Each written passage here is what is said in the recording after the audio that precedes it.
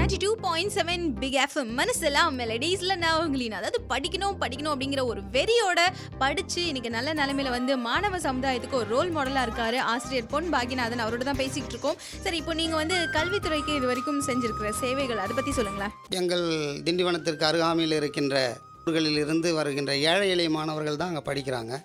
இவர்கள் என்னை போல இவர்களும் ஒரு சிறந்த நிலைக்கு வர வேண்டும் என்று நான் அங்கு பணியேற்ற நாளிலிருந்து சிறப்பு கவனம் செலுத்தி அவர்களை பயிற்றுவிக்கின்றேன். சாதாரண ஒரு ஏழை எளிய மாணவனும் ஒரு சிறந்த மருத்துவராக, என்ஜினியராக, அரசு உயரதிகாரியாக, பேராசிரியராக உருவாக முடியும் என்ற ஒரு தன்னம்பிக்கை முதலிலே அவனுக்கு நான் ஊட்டுகின்றேன். வாழ்க்கையிலே கஷ்டங்கள், தோல்விகள், துன்பங்கள் வரும்பொழுது நமக்கும் அப்பாற்பட்ட ஒரு சக்தி இருக்கின்றது.